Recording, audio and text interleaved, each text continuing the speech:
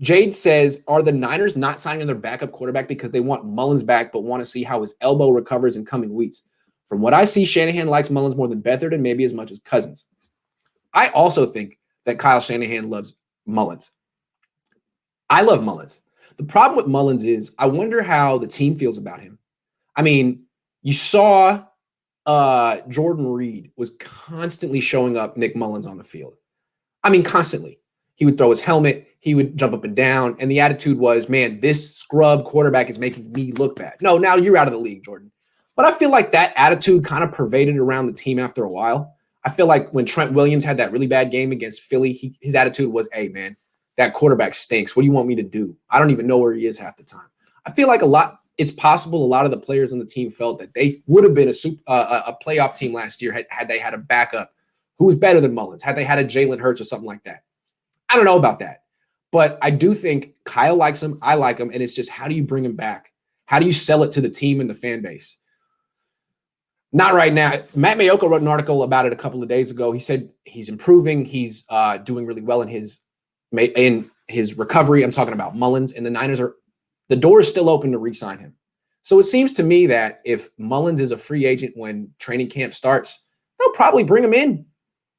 It'd be very interesting because then you got Jimmy, Mullens, Josh Rosen, and Josh Johnson. That's 4 guys. Are they going to draft a quarterback? I don't know. If they're really in this win now mode and they think they're going to win the Super Bowl this year like they thought they were going to win last year, maybe they don't draft a quarterback this year. Are we sure they're going to draft a quarterback this year? I don't know. Mullens might be coming back. That's a really good question, Jade. Don't rule it out because remember, Kyle loves him. And Kyle is the most important person in this organization. And they don't have to re-sign him for the next 4 months. They can let that play out, let Nick Mullens recover, and then bring him back in when he's healthy. I wouldn't rule it out. He knows the system. He knows Kyle. Kyle knows him. And Kyle is very much into working with people he knows and likes. Alex Mack. You don't see a lot of examples of Kyle bringing in players he doesn't know. He has no relationship with. I mean, I don't know what his relationship is like with Samson Ebukam, but he's been in the division. He's faced him like 8 times. Something to think about. Is there any other comments that I missed? I'm just trying to see because I hate when you people be donating and I miss them. James, weren't the Niners one of the most injured teams in 2019 as well? That would be 3 years in a row. They were. It's just people don't remember it because Jimmy stayed healthy and the guys who got hurt all came back. Cohn came back. D Ford came back. Joe Staley came back. Juszczyk came back. Kittle came back. McGlinchey came back. It was very impressive. But this is an issue every single year. Maybe it's not bad luck. Maybe it's just the fact that they have injury-prone players, and maybe they should have less of them. Every team has injury-prone players. It's football. But the Niners have like a ton of them, and wow, someone just donated $50. Thank you so much, Hunter. I really appreciate it. You mentioned that Shanahan wants tough guys at quarterback. I think once he realized Jimmy wasn't tough, that's when he lost interest. Agree. If Kyle likes tough guys like Mullens and CJ, maybe we need to look at who the toughest guys in the draft are. Yeah, I would say that's true. Kyle doesn't change his opinion like I do. I change my opinion every day. I just changed it again right now. Kyle has had the same opinion since 1997. It's just the way he is. Yeah, he wants a tough quarterback. Who are the tough quarterbacks in the draft? Is Zach Wilson tough? I don't know. He never had to prove it at BYU. No one ever touched him. Is Trevor Lawrence tough? Yes. The Niners aren't going to get him. Is Mac Jones tough? I don't know. He never really had to prove it at Alabama. I mean, he was clean. He was kept clean most of the time. Is Justin Fields tough? Yes. Is Trey Lance tough? Yes. Yes. Is Kellen Mond tough? Yes. Hell yes. Is Kyle Trask tough? Hell yes. Those are the only quarterbacks I really care about. So, yeah, I think when we're looking at these quarterbacks, you're looking at guys who are tough, who stick to the script of the play, who don't go off script right away. Another reason I think Kellen Mond is a guy that Kyle Shanahan would really like. He's tough. Watch his tape. He gets obliterated weekly. Obliterated. No problem. Always back up. Doesn't miss games. Doesn't get sacked a lot. Just takes a lot of hits. So, Hunter, I'm trying to give you a really good answer. Yes.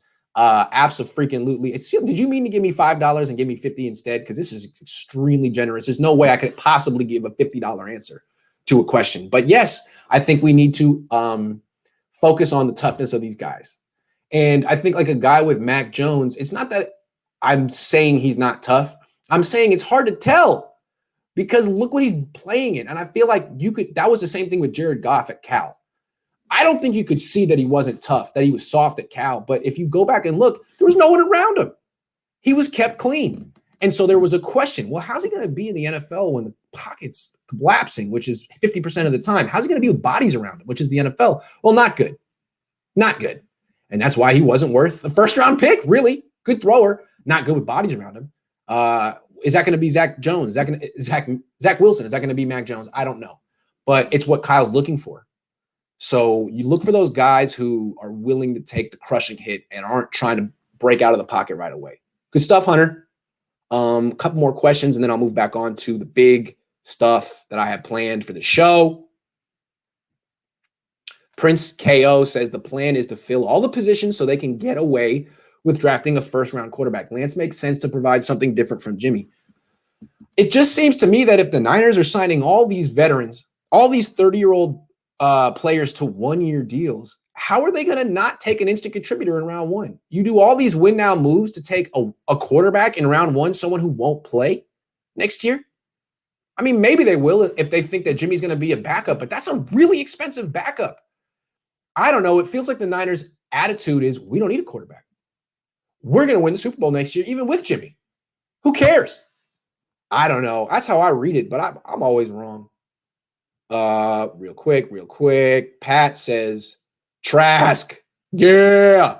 You know I love him. No one else likes Kyle Trask except for me and a couple other people who've been on the show. So I'm trying to take credit for that one, although I can't really. James Foster said, have you soured on Trask? I feel like he makes a lot of sense as a day 2 pick with Jimmy. No, I haven't soured on Trask. I love Trask. If he's the pick in round 2, I love that. I just have a feeling some team in the NFL loves him too. And the fact that he's got no media hype really doesn't matter. And I wouldn't be surprised if he ends up late round 1 going to Pittsburgh or New Orleans. I think those are 2 franchises that would appreciate what Kyle Trask brings to the table. New Orleans or Pittsburgh end of round 1. That's what I'm thinking.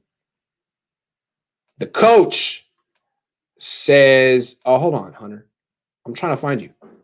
The $50 isn't just for the question. It's because I like your content and you work hard. Thanks. I appreciate it. Thank you so much. That's $55 from you, man. Man, I got to send you a fruit basket or something, man. That's really nice. Thank you. I appreciate it. Hold on. There was one more here. The coach. Here's $5 to admit you were completely wrong about the Niners not being able to sign their own free agents. Own it. Quality control my butt. You're right. I was completely wrong. The Niners were way better and more efficient in free agency than I thought they were. You're right. I own it. Thanks for the $5, though. It's always easier to own it when you pay someone to.